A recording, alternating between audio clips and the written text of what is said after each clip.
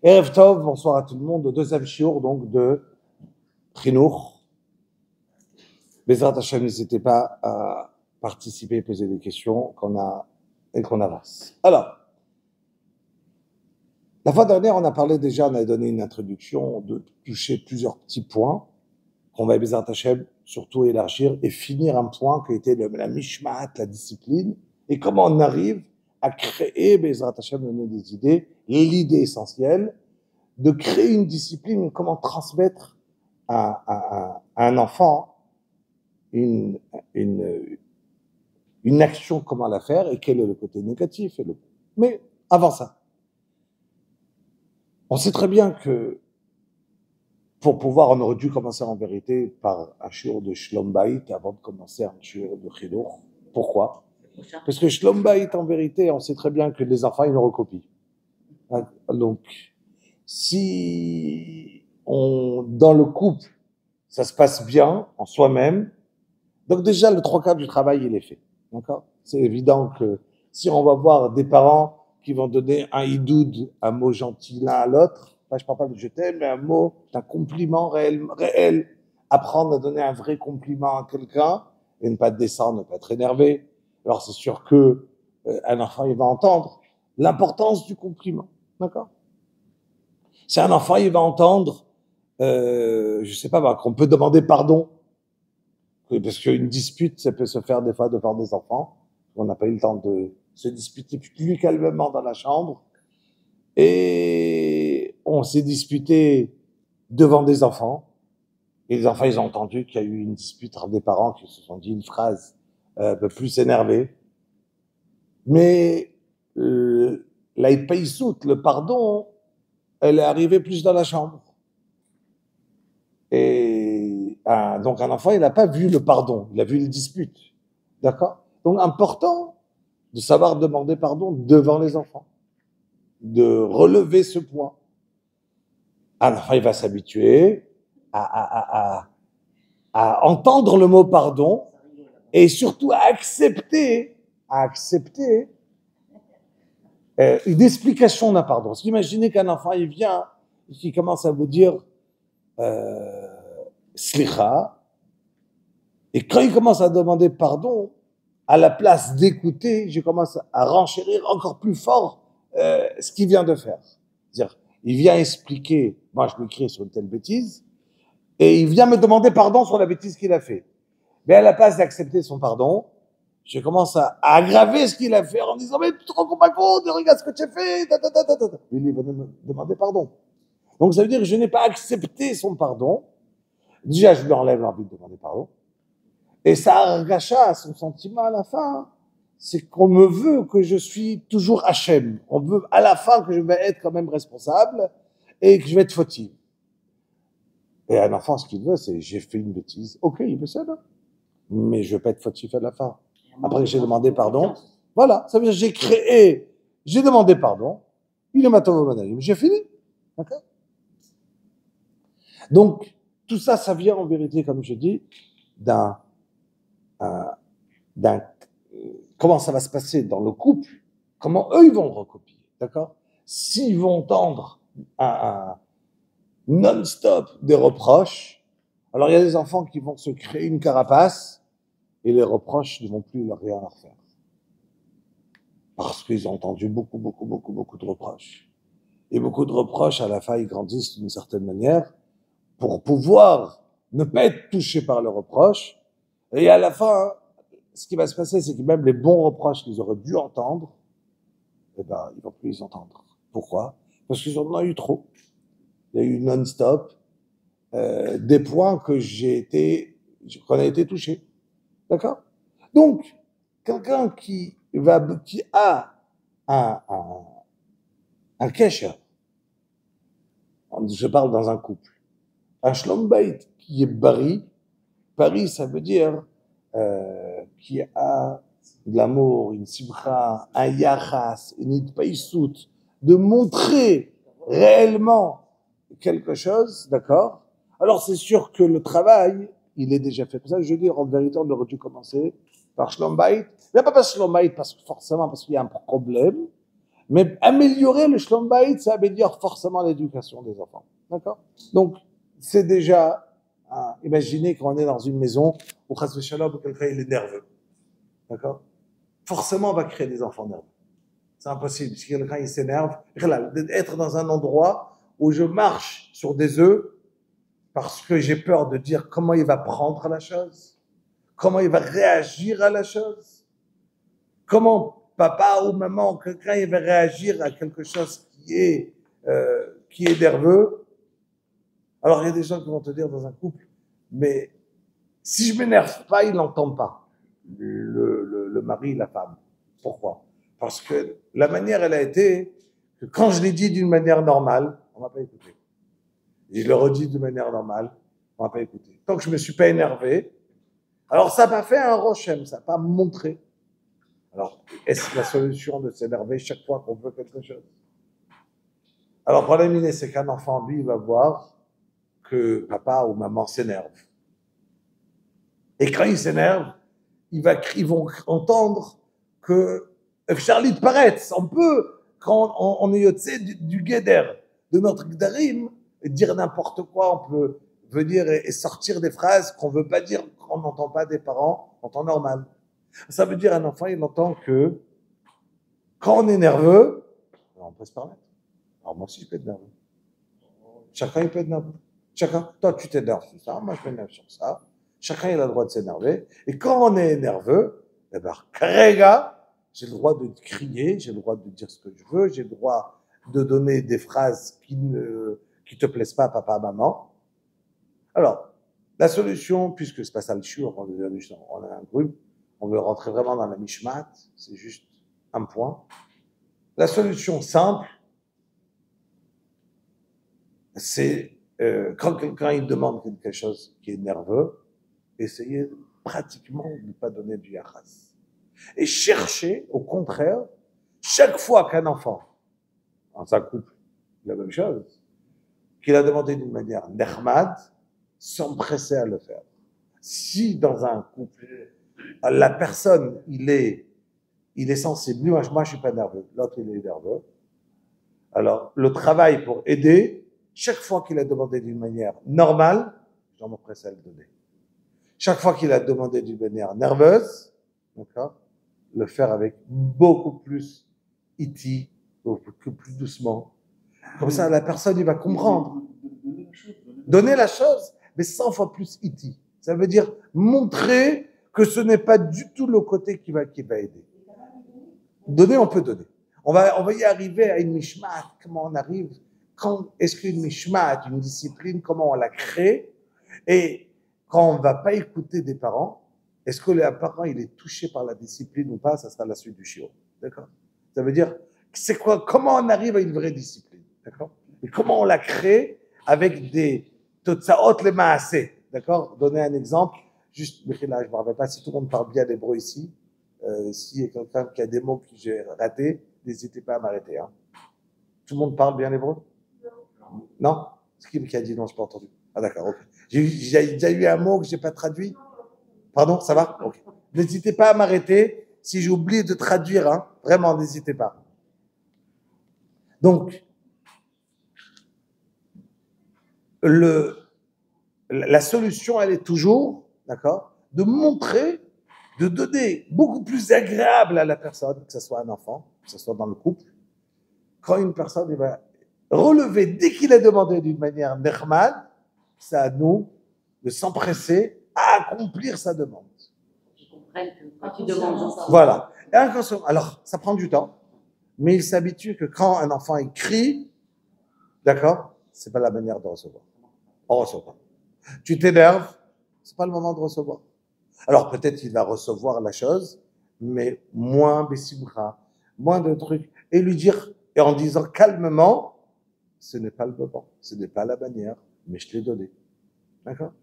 Je relève, ce n'est pas la tsoura du tout qu'on peut recevoir, mais je te l'ai donné. D'accord? Donc comme ça lui rend au fur et à mesure un enfant, dans un couple, c'est la même chose.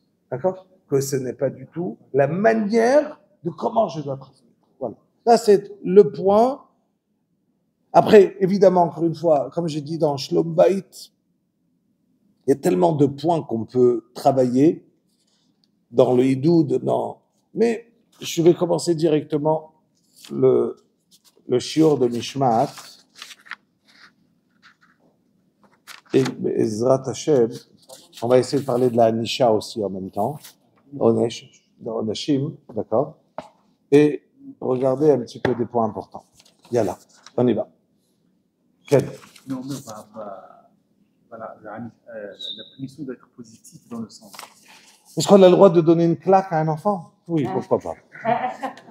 Oui, pourquoi pas. Au Maroc, on donnait, il n'y a pas de problème. J'en ai reçu. Yeah. Je vais te dire une chose. Je vais te dire une chose. La meilleure. J'ai même reçu la frappe dans mes pieds. Ouais. Ils m'ont enlevé les chaussettes. On m'a donné. Le problème, c'est qu'aujourd'hui, dans le monde d'aujourd'hui, on est contre ça, d'accord? Je parle dans le monde goy, c'est sûr. On dit qu'ils sont contre frappés. Le problème, c'est que ils n'ont pas trouvé un takhlif, comment changer autre chose que la Anisha, elle n'existe pas, d'accord? Ça veut dire, on va y arriver, hein. Mais pour garder l'ordre des choses, il faut comprendre. Première des choses, comme klal, un enfant, il a besoin, pour créer un bitachon atzmi, une assurance personnelle, d'accord, une sécurité en lui, d'accord, d'avoir des parents forts. Ça, c'est ce qu'on avait commencé à parler la fois dernière, qu'on va développer. Quand il a des parents qui sont forts, sur qui il peut compter, d'accord, il crée un bitachon atzmi. Quand on voit un enfant qui n'a pas de bitachon atzmi, d'accord, je traduis plus bitachon atzmi. Alors, j'explique. Juste bitachon atzmi, je vais le dire tout en hébreu. Tout le monde sait c'est quoi une assurance en soi, d'accord? Ressentir, comme ça je le traduis plus. Donc, en même temps, on fait de l'ulpan. Donc, quelqu'un qui a, un enfant qui a, pour lui créer une assurance, d'accord, et un bitachon atzmi, ça se crée dès qu'un enfant est né par les parents. Ça veut dire, un bébé, il est dans la harissa, il entend un bruit, il sursaute. Il a besoin d'une maman qui vient, qui le caresse. Dans la nuit, il va commencer à rêver un petit cauchemar, il a besoin de sa maman, il court, il a 2-3 ans, dans le lit de sa mère, son père. Ses parents, c'est ce qui est pour lui les héros, les Superman qui vont le sauver de n'importe quelle situation. Voilà. Si maintenant les parents, ils sont khalashim, ils sont khalash, parce que les parents, je peux hurler que je veux du chocolat, ils vont m'écouter, ils ont peur de moi. Si je suis plus grand, je vais crier que tout le monde a ça et moi non, d'accord? Et que tout le monde a dit oui, que moi tu ne me permets pas de sortir et tu m'aimes pas. Et tu n'es pas assez fort pour dire à ton fils non, d'accord?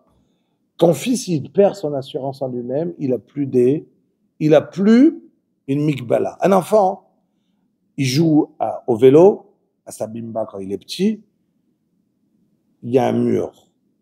Il fonce sur le mur, il se prend un coup. Il va haïr les murs tout le temps? Non. Pourquoi? Il a compris qu'un mur, ça ne bouge pas. Ça bouge pas le mur. J'ai très bien compris que si maintenant, je prends mon vélo, je freine pas quand j'arrive en face du mur, je me prends le mur à la figure. Et le mur n'a jamais bougé. Si le mur ne bouge pas, c'est à moi de m'arrêter avant. Je dois freiner avant d'arriver d'un mur. Et ça, un enfant, au début, il le teste, il se prend un coup, il se prend un deuxième coup, mais il comprend très rapidement. Il y a un klal, qu'un mur ne bouge pas. Si mes parents, c'est un mur, c'est extraordinaire. Je peux compter dessus, Ani Sameach, Vetovli. Si mes parents, c'est Delet, Yom Echad Niftach, Yom Echad j'ai crié, d'accord, ben j'essaye, peut-être je vais réussir à rentrer. Je vais crier, peut-être je vais réussir, d'accord? Donc, l'idée, j'ai besoin déjà des parents qui sont yetzivim, qui sont forts. Dès l'âge petit, on doit déjà dire à apprendre à un enfant non. ils ont une autorité parentale d'un parent qui va avoir, quand il va avoir 8 mois, 1 an, apprend à ne pas toucher une prise. Point. Mais cette prise-là, ça sera non, et c'est non. C'est fini. Il entend, il y a une mishma'at. J'entends, je m'habitue à avoir quelqu'un qui va me dire non à quelque chose. Et il n'y a pas aujourd'hui oui, aujourd'hui non. Tout le temps, c'est non. C'est clair et net. Je dois transmettre à un enfant, d'accord, qui peut compter sur ses parents. Comment il va compter sur ses parents? Quand il va voir que c'est des parents qui n'ont pas peur de lui. Car si mes parents, ils ont peur de moi, parce qu'ils ont peur que je crie, parce qu'ils ont peur que je fasse une crise, parce qu'ils ont peur que je fugue, parce qu'ils ont peur que je vais leur dire qu'ils m'aiment pas, parce que ils me donnent pas assez, d'accord? Parce que j'ai des parents qui peuvent donner. Il y a un enfant de 17 ans, une fois, il a dit que ses parents, ils m'ont tout acheté dans la vie. Mes parents, ils m'aiment pas. Ils ont peur que je m'énerve. Ils ont peur que je me sauve. Ils ont peur de ça, mais c'est pas de l'amour. Ils ont peur de moi. S'ils ont peur de moi, c'est pas de l'amour. Donc, me donner, c'est un enfant, il veut qu'on lui dise non. Évidemment, il me teste, d'accord? Mais ce qu'il a envie d'entendre, en vérité, c'est le non. Il a envie d'entendre, il le sait pas, mais c'est Betat Bouddha, en inconscient de lui-même. Il a besoin d'entendre ce côté-là qui va lui dire Lo kedai. Lo tov lecha. Ce n'est pas bien pour toi. D'accord? D'être cadré. Si un enfant, il est cadré, il peut commencer à avancer, il peut commencer à avoir une assurance, il peut commencer à créer, à avoir un doux, à avancer, à être beaucoup plus fort dans la vie. Donc, déjà, la première des choses, d'accord, une mishma'at, ça va créer un enfant. Alors, ça fait un caractère à l'enfance, comme vous avez dit, vous l'avez donné tout ça, et même il n'a pas confiance, toujours pas confiance en lui. C'est-à-dire, et quand par exemple on va lui dire non, il va hurler, il va pleurer, par exemple, il a fait des bêtises, il va revenir de l'école, il va dire je vais à la piscine. Non, tu vas pas à la piscine parce que ce matin, tu as fait ça ou ça. Et là, il va par exemple pleurer, tu m'aimes pas, nanana, etc. Et on reste catégorique sur le nous. Mais l'enfant, il va repartir fâché en disant tu m'aimes pas. Même si on l'a exact. Il continuera à le penser un jour, il continuera à le penser une semaine et 2 semaines, et à la fin, il va s'habituer que au contraire, c'est ça l'amour. Ça veut dire que, au fin fond de lui, à cet instant-là, c'est très très dur. Maintenant, attention, il faut avoir une ikviyut. Ikviyut, ça veut dire tout le temps, clair et net, ne pas lâcher un enfant. Et je vais vous dire, il y a un Rav Yaakov Zod, une grande partie de mon shiur qui est basé sur ces shiurim, et Rav Simcha Cohen, que j'ai eu les deux comme rabbanim, d'accord? Et ah bon? Il est niftar, ça fait 1 an. Bah, il est extraordinaire. Donc, donc, je disais, il partit, il y avait un enfant qui avait besoin d'un épouse, il avait 11 ans, et il avait un problème psychiatrique. Ils ont appelé ce Rav Yaakov Zod pour décider est-ce que donner un ifroun, venir et donner son avis à lui médical en tant que psychologue, d'accord? Est-ce qu'il est réellement besoin de partir de l'ishpouz?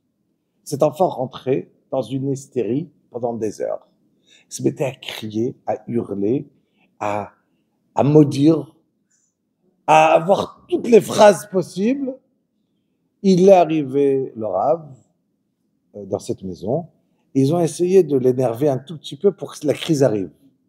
Et c'est arrivé, devant le Rav. Et c'est fini. Il a commencé.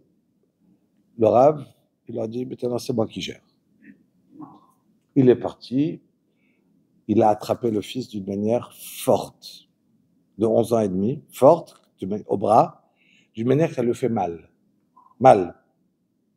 Il l'attrape, et tu te calmes. Et là, tu s'énerves, mais pour qui tu te prends? Mais qui tu es? Lâche-moi, tu me fais mal. Lâche-moi, lâche-moi. Là, calmement, non, je te lâche pas. Je veux que tu m'écoutes maintenant. Pourquoi tu es énervé? Il commence à lui parler le plus calme possible, mais la manière, ça a duré 1 heure. Il n'a pas lâché. 1 heure! Tout à coup, l'enfant, il s'est repris et il est parti, il s'est posé, il a commencé à sourire, à amener ses jeux. Et il a dit, l'enfant, comme quoi il n'a jamais ressenti un ta'anoug pareil, un kiff de quelqu'un qui lui a donné la possibilité de montrer qu'il y a quelqu'un qui est plus fort que moi. Plus fort que moi! Cet enfant, il a eu besoin, je vais vous raconter une histoire, très arabe. Il était à Bnei Brak. Il voit un enfant qui attend, vous savez, tout le monde pour traverser, 6-7 ans. Et tout le monde traverse, arrive le verre, quelqu'un vient, il veut lui donner la main. Il dit, c'est la porte kvish. Non. Et 1, 2, 3, il regarde. Il voit que cet enfant ne traverse pas. Il est parti le voir, il lui dit, tu veux traverser? Il dit oui. Il dit, pourquoi tu ne traverses pas? Il est Sham Kelev. D'autre côté de la rue, à Bnei Brak, il y avait un homme, il y avait un chien. Et il regarde, il voit un tout petit chien, un petit caniche, d'accord, pas plus grand qu'un pigeon. Et il le regarde, il dit, Kelev, tu as peur? Il dit, Ken, ani mfachet. Top. Il lui dit, Rega, imma shelcha et ta peau. J'ai dit, imma sheli, mais c'est Azor. Qu'est-ce que ça va m'aider? Alors il lui dit, lama, pourquoi ça va pas aider? Pourquoi ta mère, elle a aussi peur des chiens? Alors, il regarde, il commence à réfléchir, il dit, je sais pas, mais si moi j'ai peur, c'est sûr que ma mère aussi. D'accord? Parce que si moi, je suis plus fort que ma mère, alors, et j'arrive à crier, à faire ce que je veux à ma mère, alors c'est sûr qu'elle aura peur aussi des chiens. Je ne sais pas si elle a peur des chiens, mais c'est sûr que... Donc cet enfant, en vérité, il n'a jamais senti une agana, un support, une défense de ses parents. Alors il a commencé à se renseigner. C'était un enfant qui était arrivé après 8 ans, que ses parents n'avaient pas eu d'enfant. C'est un enfant, il y a la diachide. Mais les parents qui pensent qu'un enfant qui est yachid, qui est un fils unique, et qui vont par amour lui permettre tout ce qu'il veut, c'est la meilleure manière qu'ils ont donné le plus grand poison possible à cet enfant. D'accord? Ça veut dire qu'un enfant, ce que lui veut entendre, d'accord? Ma fille, elle n'est pas là, je peux vous raconter. Cette semaine, je vous parle là de cette semaine, je lui ai posé, elle a fait je lui avais dit quelque chose de ne pas faire 1 fois, 2 fois, 3 fois, 4 fois, à plusieurs reprises. Et la semaine dernière, elle l'a fait, encore une fois. Et je l'ai appelé, je lui ai donné une claque, je lui ai crié. Donc, cet après-midi, j'étais en train de préparer mon shiur de Chinour. Je lui ai dit, dis-moi, très vite. Tu sais que ce soir, je donnais un shiur de Chinour. Voilà, tu as des parents. Dis-moi, y-a-t-il quelque chose que tu penses qui est bien dans le Chinour de la maison ou quelque chose qui n'est pas bien? Tu peux me dire? La première seconde qu'elle m'a dit, oui, il y a quelque chose qui est très bien. Tu m'as donné une claque la semaine dernière. Je dis, ah bon, c'est ça qui est très bien? Elle m'a dit, j'ai pris la Maddilekar, parce que tu m'avais répété plusieurs fois, et grâce à ça, maintenant, je m'en rappellerai, et j'ai compris que c'est ça qu'il faut faire attention. En 2 mots, tu me l'as expliqué, tu me l'as montré plus fort, et merci, papa, d'avoir reçu cette claque. Merci beaucoup. D'accord? Et ça veut dire qu'un enfant, il est capable de te dire en vérité, ça veut dire qu'un enfant... Alors, c'est sûr que Rabotai, la halakha de frapper, ça, maintenant, encore une fois, je vais arriver à Mishmat dans les détails, mais si je parle du Onesh, il y en a un qui a dit dans un shiur qui avait parlé dans la nouvelle méthode, elle est qu'il ne faut pas parler, qu'il ne faut pas frapper. Il a dit, moi je frappe seulement en tant qu'agana atzmit de mes enfants. Vous avez compris? Il a dit, je frappe seulement comme agana atzmit. Agana atzmit, ça veut dire autodéfense. Autodéfense. Quand de mes enfants, ils me frappent, que je suis obligé de rendre, alors c'est la seule fois que je frappe. Les enfants, les élèves qui tapent. D'accord? Les enfants qui ont été tapés, tout ça, qui disent je suis post-trauma. Non. On va y arriver. On va y arriver. On va y arriver. Donc, ça veut dire que la notion d'un enfant, déjà on va parler, si on est encore dans le Hodesh, pour ne pas ressortir, la notion d'un Hodesh, ça va donner à un enfant, encore une fois, une mishmaat avec des guitarim. C'est important de punir, très important de punir.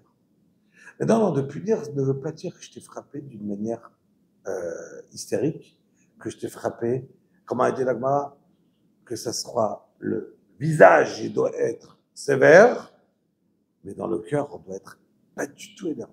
Si tu es énervé dans le cœur, tu n'as pas le droit de frapper. Assaut. Ça veut dire, si tu te sens réellement énervé, ça veut dire que tu es en train de te venger de tes enfants. Si tu te venges d'un enfant, il le ressent, ta claque, elle est mauvaise. C'est fini. Ne donne rien. Vaut mieux partir, de rien faire, car c'est pas du chinour.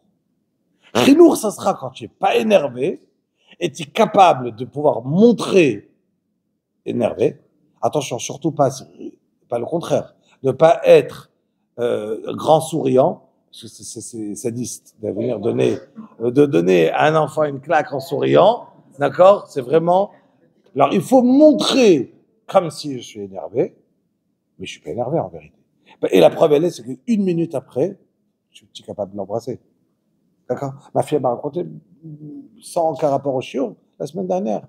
D'accord? Son fils de 3 ans et demi, Aaron Udalaïb, un petit, il a fait une bêtise, et elle l'a puni, et à la seconde qu'elle l'a puni, il lui dit, bah, Ima, Shabato, d'accord? Quand il le punit, maman, tu m'aimes maintenant?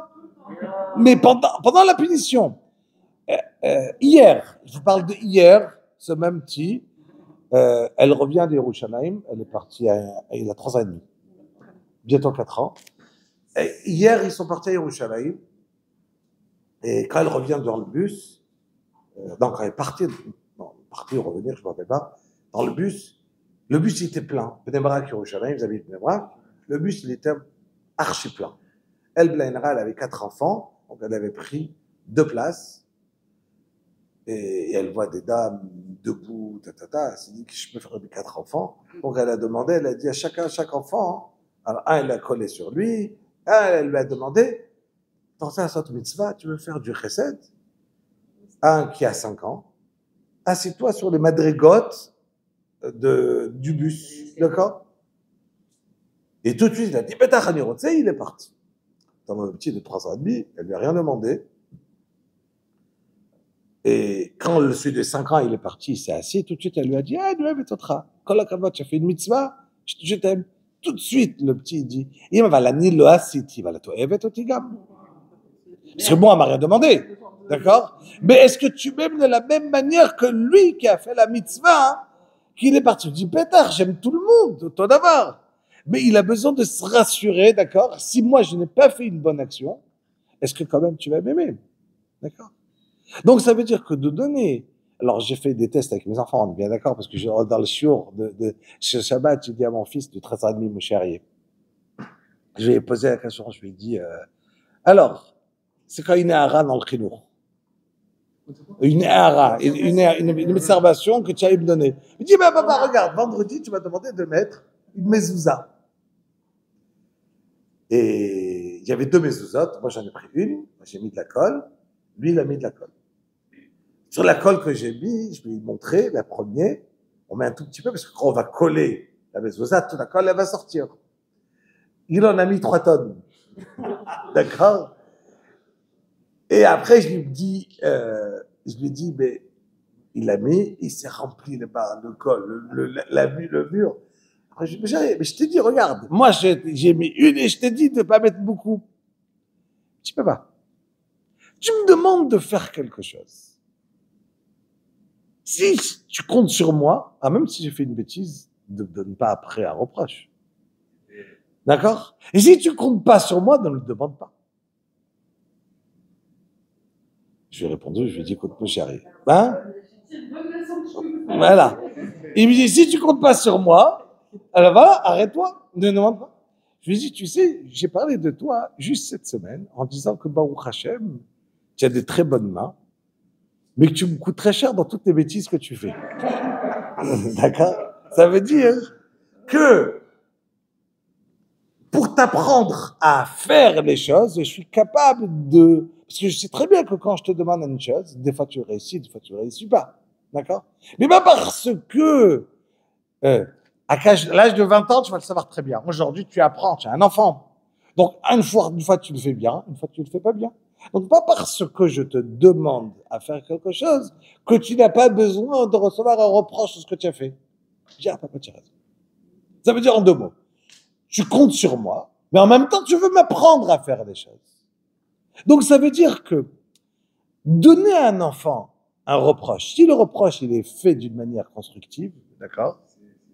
Je construis, j'avance, je sais très bien que je suis pas encore un employé, il n'est pas encore certifié au collège des mezuzot, d'accord? Il est bien, mais il peut faire plein de bêtises. Mais c'est pas parce que je t'ai pas demandé comme un professionnel, je t'ai demandé comme un enfant de venir aider à la maison. Et un enfant, je suis capable, je sais qu'il peut faire une bêtise. Mais c'est ma responsabilité, c'est pas la tienne. Mais ce n'est pas une raison de ne pas te donner à une ERA sans s'énerver, en t'expliquant, tu peux faire mieux. Car si tu vas réfléchir, tu peux le faire encore mieux. Tout simplement. Donc, il y a toujours les 2 côtés. Donner à un enfant, waouh, kol hakavod, tu peux réussir à le faire, d'accord? Et en même temps, je t'apprends comment. Donc, je reprends. La mishmat, d'accord? La discipline avec un enfant, elle est extrêmement importante pour lui donner une direction, pour que cet enfant-là, il va se créer non seulement un bitachon atzmi en lui-même, mais de la hirat shamayim. Comment je vais donner à un enfant, nous dans la Torah, qui va avoir crainte d'Akadosh Baruch Hu? Quand un enfant, il va s'habituer, qu'il y a toujours quelqu'un en haut de lui, il va grandir dans un monde où j'appartiens, où il y a Akadosh Baruch Hu dans un monde, et je suis habitué que le monde n'est pas FKR.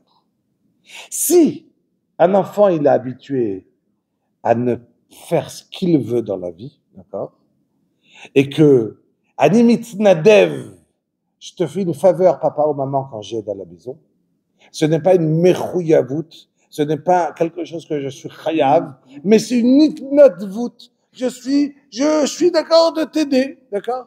Moi, j'ai testé ma femme hier, j'ai fait la vaisselle. Je lui dis, alors, tu m'as pas dit merci. Pourquoi te dire merci? D'accord? Mais, presque, hein. Alors, on a besoin d'entendre merci. Pourquoi? Parce que pourquoi? Parce que c'est nitnadvout, on ne ressent pas que je suis chayav, je sens ça limite nadev. Ah, je vais répondre. Voilà, pourquoi? Exactement, non. Et pourquoi? Et c'est exactement la différence. Mais c'est quoi le pshat? Ben alors, maintenant, je suis pas en train de donner, je donne d'où ça vient. D'où ça vient? Ça vient d'une manière normale. Un enfant, quand il grandit chez lui à la maison, il grandit chez une maman qui va lui dire, ta selitova, tu peux me faire une faveur et tu manges. Ta selitova, mets un sveder. Ta selitova, si je t'en prie, tu peux manger.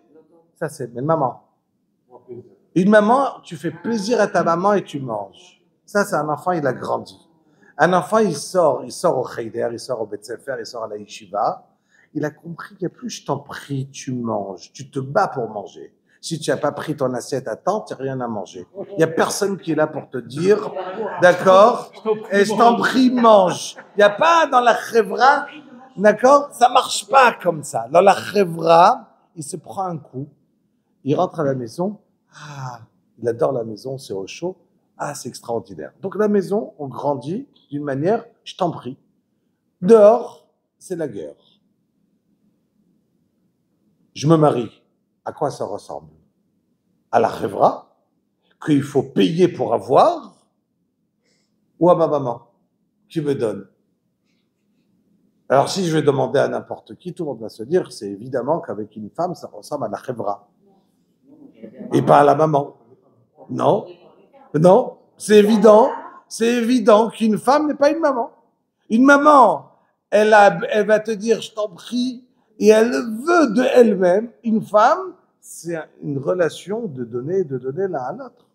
Et une maman, elle est capable de recevoir la pire des choses et de continuer à donner. C'est une maman. Kadosh Baruch Hu a donné aux parents un amour sans aucune condition. Un couple, ça se divorce. Ça marche pas. J'ai pas reçu. On divorce pas des parents. On divorce pas des parents. Ça veut dire que un couple, ça ne marche pas. Tu n'as pas donné ce que moi j'ai besoin. Je t'ai pas donné ce que toi tu as besoin. On s'éloigne. Les trottes. Donc ça veut dire que dans un couple, à quoi ça ressemble? À la chevra. C'est juste que tu te comporter à savoir donner à l'autre et redonner à l'autre. Mais un couple qui va croire, qui va faire une tova à sa femme quand il mange, il se trompe. Il n'y a aucune tova à sa femme, d'accord? Il se trompe. C'est la raison que quand je vais arriver, d'accord? C'est la raison que quand je vais arriver chez ma mère et je vais lui changer une ampoule, comme vous dites, d'accord? Elle va me remercier 100 fois. Et ma femme, elle va jamais me remercier. C'est ton devoir. Tu es à la maison. C'est ta partie. D'accord? Elle va pas remercier 100 fois si tu es venu, tu as vidé la poubelle. Encore une fois, il fallait prendre plus tôt. D'accord? Voilà. C'est tout. Elle va te dire. Donc, ça veut dire que puisque j'ai pas reçu le compliment comme que je vais le recevoir chez ma mère, donc j'ai pas envie de le faire. D'accord? Mais c'est évident qu'en un couple, il faut donner le compliment, il faut le créer. Mais il faut se rappeler une chose. On est obligé de recevoir les choses comme dans une chevra, pas comme dans une maison. Alors, dans une chevra, on se bat, il n'y a pas d'amour, d'accord? Et on doit se battre. Dans un couple, on ne se bat pas, et ainsi de suite. Mais l'idée, c'est chevra. L'idée. Derrière, il y a de l'amour, ça se crée, il y a des liens, et ainsi de suite, d'accord? Mais comprendre l'idée à quoi ça ressemble à la chevra. Ça ressemble à la chevra. Quand je suis je vis à l'extérieur, je dois mériter chaque chose. Un enfant, il doit mériter, il doit demander, il doit se battre, il doit réussir à avoir tout ce qu'il a à l'extérieur. Mais à la maison, c'est très différent. Donc, je reprends. Est-ce que c'est là cette différence alors? De quoi? Est-ce que c'est là qu'un enfant à la maison, il peut tout avoir sans mérite, entre guillemets? Parce qu'il a un amour sans condition. Oui, d'accord, mais s'il mérite. Parce que Pas pour manger, mais pour de manière générale, si. le luxe, non. Pas que le luxe, non, mais de manière générale, s'il n'est pas gentil, s'il n'est pas beaucoup, il reçoit la même chose. Ça ne dépend pas de l'amour. Il reçoit tout ce qu'il doit recevoir.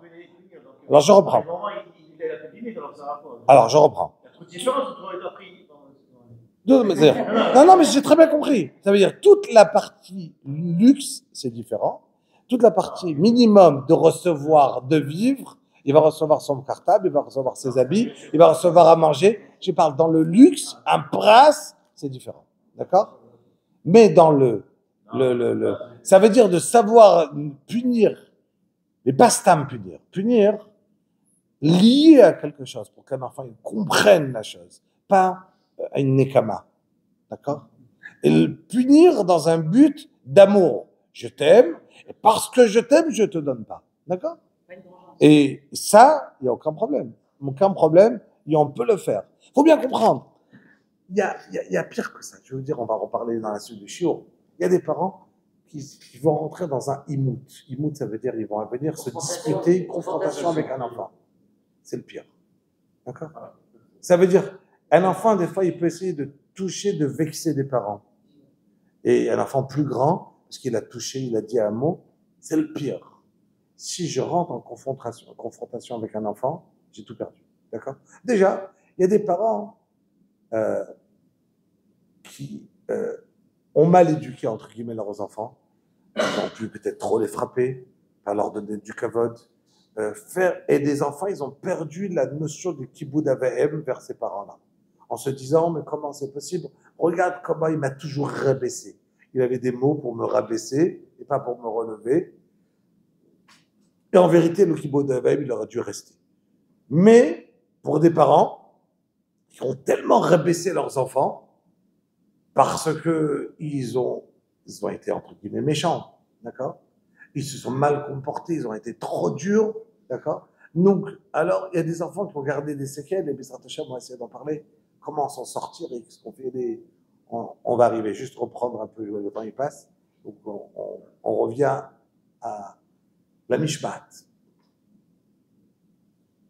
Juste noter.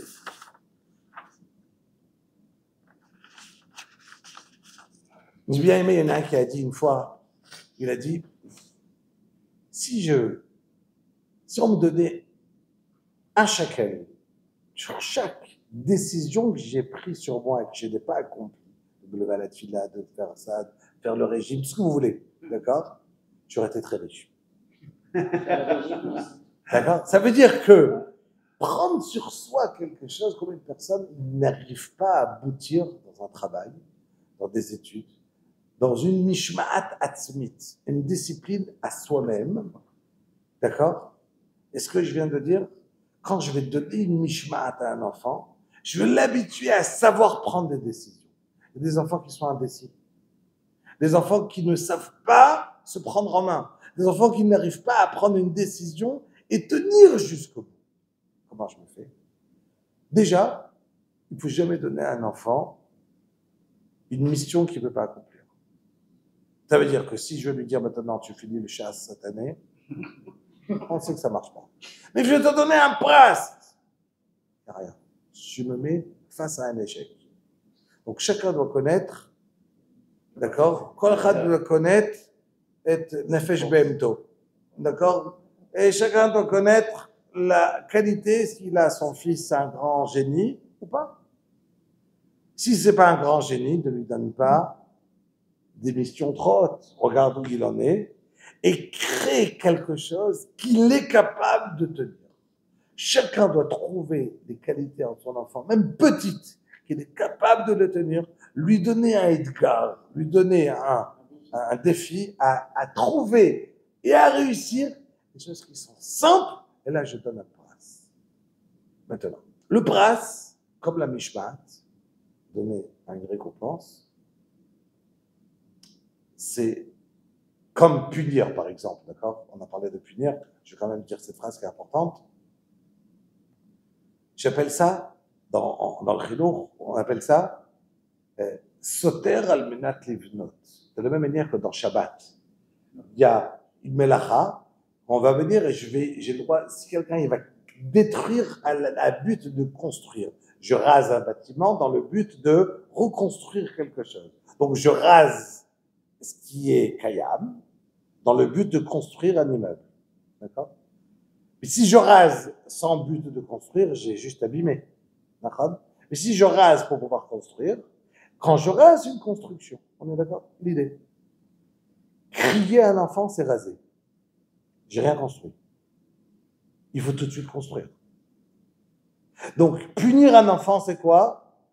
C'est raser, c'est faire du mal. J'ai cassé. Mais je casse dans un but de construire. Je crée une souka. La souka, c'est pas une mitzvah de construire une souka. La mitzvah, c'est de s'asseoir dans la souka. Donc, ercher mitzvah, je prépare la mitzvah, comment? En construisant une souka. Parce que si j'ai pas construit ma souka, j'ai pas de souka pour m'asseoir. Donc, je dois construire une souka. Mais le fait de construire une souka, c'est une mitzvah? Non. La mitzvah, c'est quoi? De s'asseoir dans la souka. Okay. Donc, quand je vais punir un enfant, il faut se rappeler que je dois tout de suite arriver à un chinuch. J'ai juste cassé pour pouvoir construire. Et ce cassé, il est très important, attention. J'ai besoin de lui donner une mishmat. Et donc, si je vais donner un pras à un enfant, je sais très bien que le but à moi derrière, c'est de construire. De ne pas laisser juste le pras. Lui donner envie par le fait de même. Donc, juste son Emesakem, ce qu'on a dit, le fait d'avoir une mishmat, premièrement, ça va être maf'il l'enfant, ça veut dire que je veux qu'il fasse quelque chose, je peux réussir à lui faire tout de suite. Ça va lui donner un bitachon atzmi en lui-même. Il va savoir prendre des décisions dans la vie, d'accord? Et de la lui amener la Yirat Shamayim. L'Olam Yeh Adam, Yirei Shamayim, ben 7 heures. Ça, c'est juste pour voir un point important.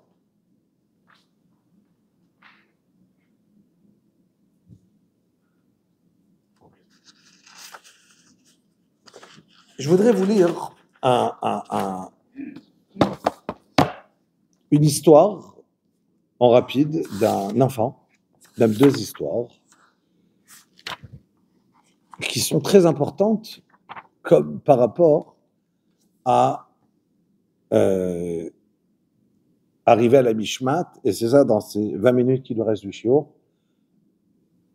parler à la Chalemaase de cette Mishmat, comprendre.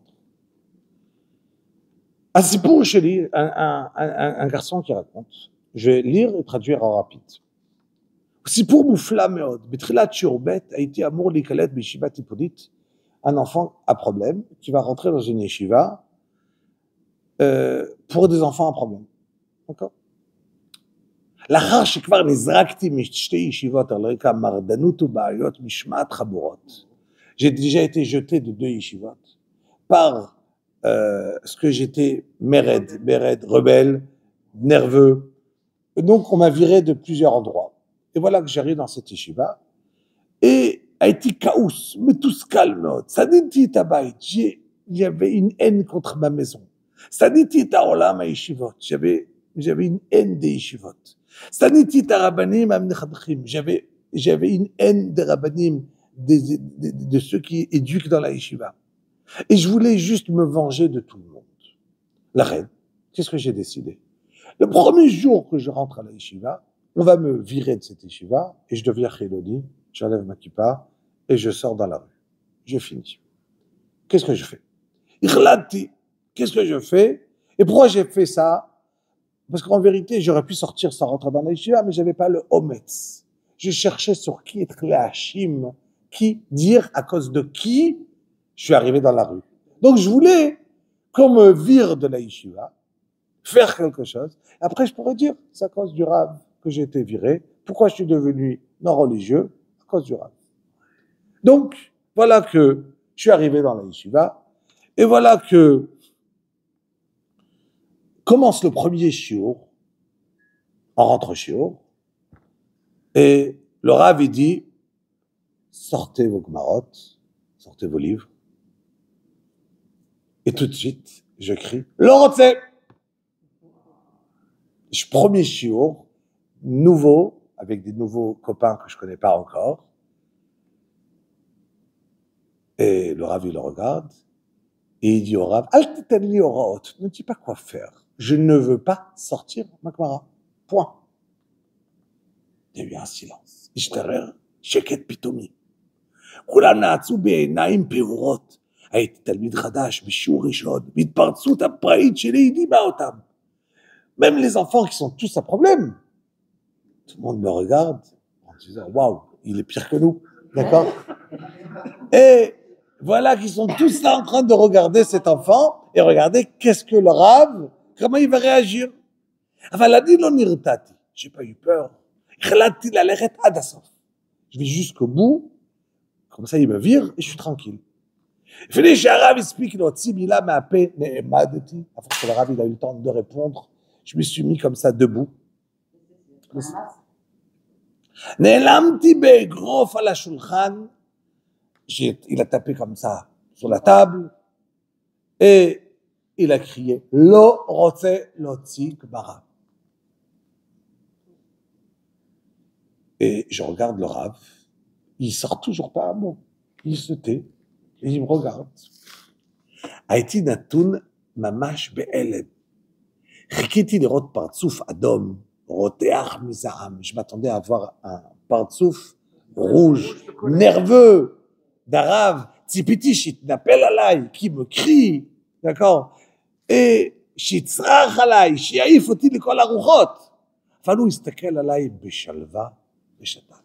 Il me regardait calmement, il se taisait. איני יודע כמה זמן נמשך המחזה המוזר הזה.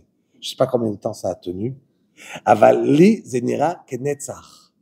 Ça m'a l'air une éternité, j'étais debout en train de crier et il se passe rien. Et l'enfant il dit, je m'attendais pas du tout. הרב מסתכל עליי בשלווה, מסביב דממה מוחלטת וכלום לא קורה. Il arrive rien. Moi je m'attendais à être le gibor. Et il commence à perdre son bitachon atzmi. L'enfant, d'accord? הרגשתי נורא. רציתי לשבור את השקט, המבעית הזה. Je voulais casser ce silence qui me faisait peur. Je suis un enfant. לצעוק עוד משהו, לעשות משהו, לברוח. Je voulais me sauver de cette classe. אבל לא הייתי מסוגל. Je n'arrivais pas. Je n'arrivais pas à sortir. הייתי כמו משותק, paralysé, debout, en train de regarder, et j'attends, s'il vous plaît, qu'il se passe quelque chose. Faites-moi sortir de cette situation où je me suis mis moi-même, où je m'arrange pas. הרגשתי שמעשה עוד פעולה אחת, אפרוץ בבכי. Je commence à pleurer. Et il se sent, pitoum, un enfant qui est vulnérable, qui n'a plus de force, c'est lui qui se sentait tout fort. זה היה נורא מכל. ההרגשה שאני עומד לפרוץ בבכי, je sens les larmes qui me montent, et je ne sais plus où me mettre, moi qui croyais que j'étais fort. לא הבנתי מאיפה זה בא לי, לא הכרתי את עצמי, לא הבנתי מה קורה לי, אין לי מילים אחרות, פשוט הרגשתי נורא. ואז קרה דבר נורא עוד יותר. Le Rav, il se lève, il s'approche un petit peu de lui, doucement, בתנועות איטיות ורגועות, במין שלווה שכמעט הטריפה עליי את דעתי. Tellement calme le Rav, il s'est approché de moi, d'une manière que ça m'a rendu fou. הסתכלתי בו בהלם, משותק, ואז הוא אמר בקול חרישי, כמעט בלחישה, אולי תנסה, peut-être tu essayes de quand même sortir ta Gemara. Et là je me dis, attends, mais il croit que je sais pas la sortir, il m'a pris pour un imbécile. Et je me suis remis à crier, mais je veux pas. Et le Rav lui dit, Oulai, tu essayes, peut-être je vais essayer de t'aider, peut-être si je t'aide gentiment, on va y réussir. Il a dit, je sentais, je perdais mon bitachon atzmi, je savais plus où me mettre. Et de ce jour-là, je suis resté dans la yeshiva, j'ai commencé à trouver une vie normale. Il dit, cet enfant, voilà que arrive la deuxième semaine. Ça, c'était sa première semaine. Et voilà que il est dans une yeshiva, problème. Il y a une autre histoire avec un autre enfant. Et voilà, c'est quoi la deuxième histoire? Il dit qu'il y a un enfant que quand le Rav rentre dans la yeshiva, il va abandonner shiur, tout le monde se lève. Et voilà que le Rav il attend à l'entrée de la classe, tout le monde se lève à part un. D'accord? Tout le monde se lève à part un. Et le Rav, il le regarde. Mamtin, il attend. Et il dit, et voilà que et Rav aussi flamtin, Abachour même le kam. Et il dit, c'est le garçon qui raconte celui qui était la première semaine, Ani mitbashel ma babat shel Rav. J'étais en train de le cuire juste des yeux du Rav qui regarde, Ragoua, Shalev, vegam davka mishum kach, mevich meod. Avra dakar aruka. Et voilà que passe une minute, longue. Et le Rav, il a décidé de rien dire. Pas un mot au barreau. Il s'assoit et il commence son shiur. Pas un mot. Kilou me'uma lo kara. Et l'autre, il restait assis, il ne s'est pas levé. Shum דבר. הסתכלתי סביבי, על שאר הבחורים, איש לא חייך, personne ne rigole, איש לא גיחך. היה ברור שהמורד לא זכה בהערצם של האחרים. Celui qui a été mored, qui s'est révolté, il n'a pas été זוכה à une הערצה, à un bravo, tu es fort, tu t'es pas levé. הייתה אווירה רצינית, מלווה במבוכה קלה. לא הבנתי איך זה ולמה זה. היה ברור לי שהמשמעת של הרב לא נפגע. C'est-à-dire, le Rav, il veut donner une mishmat, Mais en fait, compte, il a juste regardé, il n'a rien dit. Et donc, on peut dire que peut-être son autorité, elle a été touchée. Non. Et voilà que le Bachour, l'Odishba, le lendemain, autodemain. Chouvi bit, bo Arav Dakar ou Kab Shatak. Le Bachour Adaïd Metakish. Mais voilà que là, le Rav, il lui dit, Boutelet alecha achova lakum. Tu dois te lever. Et voilà que le Bara, qu'il entend ça, il est tout content, le Bachour. Il lui répond, Ani lo rotze lakum. J'ai pas envie de me lever. Et le Rav, Bécheket, qui bat Belchisha, en chuchotant, il lui dit, Kilou modialo, comme s'il lui annonce, Zou, enena she'ela shel ratzon, Zou, chovatra. Ce n'est pas une question, est-ce que tu veux ou tu veux pas. C'est ton obligation de te lever. Et là, le Bachour, il lui répond au Rav, Lo rotze lakum bishvilcha. Mais pour toi, j'ai pas envie de me lever. Bon, il dit à son Rav, j'ai pas envie de me lever pour toi. Et le Rav lui répond, Enecha kam bishvili. Tu te lèves pas pour moi. En li shum inyan ishi shetakum. J'ai aucun intérêt que tu te lèves pour moi. Ata chayav lakum kivan sheze achok kan. La loi, elle est ici, qu'on se lève devant le Rav. Tu te lèves pas parce que tu me fais une faveur à moi, personnelle. Il dit, cet enfant-là qui raconte, il dit, plusieurs fois j'ai entendu cette phrase, mais je l'ai jamais cru. Cette fois-ci, je l'ai entendu tellement clair que j'ai cru le Rav que ce qu'il disait était vrai. Et voilà que le Bachour, il dit toujours, Ani lokam. Et voilà que le Rav, il lui répond, Zout na'agut lotkida. Ce n'est pas normal, tu ne te lèves pas. Il est parti, il a commencé son shiur. Le lendemain, la même chose. Et voilà que toute la semaine, la même histoire, le Rav, gentiment, il répond, Ateyodea, ce n'est pas taquine, ce n'est pas ainsi qu'il faut se comporter.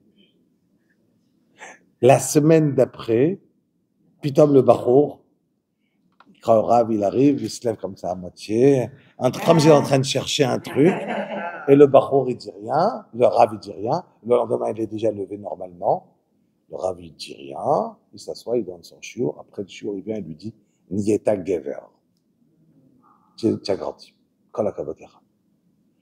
Ça veut dire que quoi? Juste on va analyser ces deux points. On a l'impression qu'une mishmat, une discipline, j'ai besoin qu'on m'écoute maintenant et maintenant. J'ai dit, tu m'écoutes. Faux. C'est pas ça une discipline. Une discipline, ça veut dire, c'est quelqu'un qui transmet avec une ikviyut.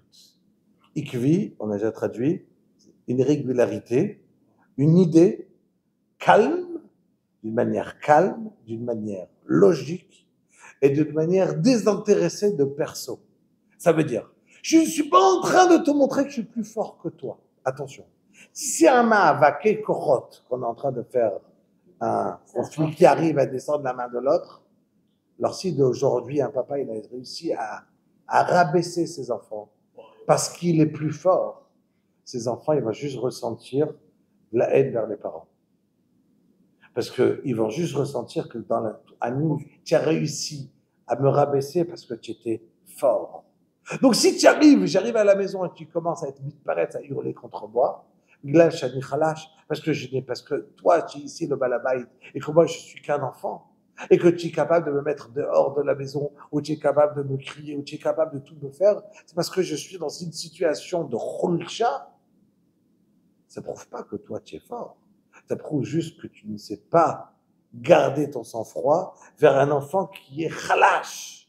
Donc si moi je suis khalash, d'accord, et que toi, alors en vérité c'est ta khulcha à toi, papa, d'accord, qui fait que tu cries. Tu cries parce que tu es khalash, pas parce que tu es fort. D'accord. Donc ta khulcha à toi qui fait que tu es en train de crier. Donc elle ne montre pas une force, elle crée une khalishout. D'accord. Quelqu'un qui est fait une faiblesse dans la chose, c'est la raison que ça tu es en train de crier. Donc un enfant qui est capable d'entendre en vérité une mishmat. On a posé la question, comment je peux réussir à enlever un méret d'un enfant, rien d'autre que ikvi sikhli. Je prends quelque chose de sikhli, d'accord, et je suis ikvi. Ikvi, tous les jours, la même chose. Tous les jours, si c'est un enfant qui ne se lève pas à la tefila, si c'est un enfant qui ne veut pas étudier, si c'est un enfant, je ne dois pas, le jour que je lui ai dit qu'il doit se lever à la tefila, je veux qu'il se lève, surtout pas. Si le jour que je lui ai dit, c'est Yachasé Kochot. Yachasé Kochot, je peux réussir à cet instant, mais il va haïr la tefila. Je dois lui montrer une ikviyut, donc, et ça viendra. Un enfant, il veut en vérité être bécédère. Il veut se comporter. Mais si tu as montré un Yechasé Kochot avec lui, il va se battre contre toi. Ça devient un ishi. La mishmat, une discipline, elle n'est pas touchée, comme je viens de vous donner ces deux exemples, d'accord? Elle n'est pas touchée si ça ne s'est pas accompli tout de suite. On n'a pas besoin, pour le meilleur de l'enfant, ne pas attendre à que ça soit accompli, car je l'ai dit, maintenant, tu dois m'écouter. À cet instant-là, assis, comme ça. Tu vas réussir sur place et tu l'as enlevé pour le reste. D'accord?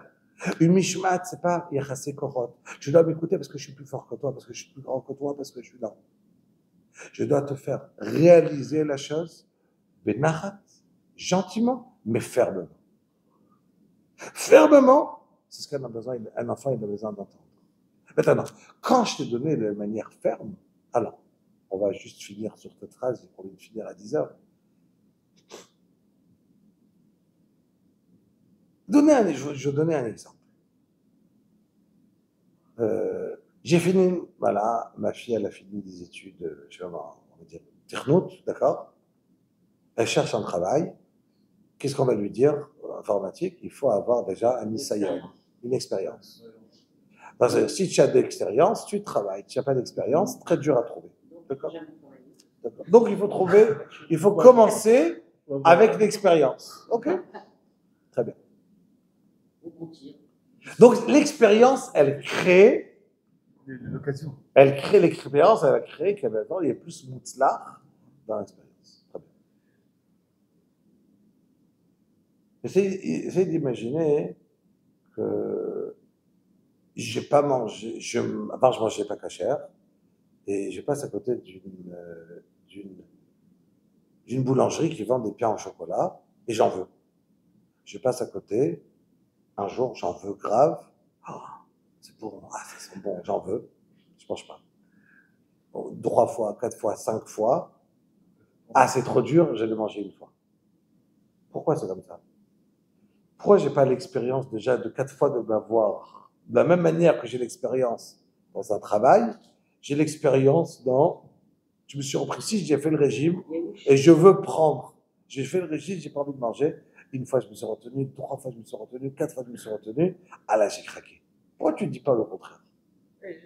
J'ai l'expérience encore plus fort. Après 5 fois que j'ai pas mangé, je suis plus expérimenté et je peux me tenir encore mieux maintenant. Pourquoi ça marche pas comme dans le travail? Parce qu'en vérité, ça va dépendre du sentiment de la personne. Si une personne n'a pas mangé 1 fois, 2 fois, 3 fois, il sent une ahmatsa, j'ai raté. Une frustration que je n'ai pas fait la chose. Donc chaque fois qu'il a arrêté Midgaber, qu'il n'a pas fait, il sent qu'il a raté. Chaque fois qu'il a raté, alors c'est 4 fois que tu as raté.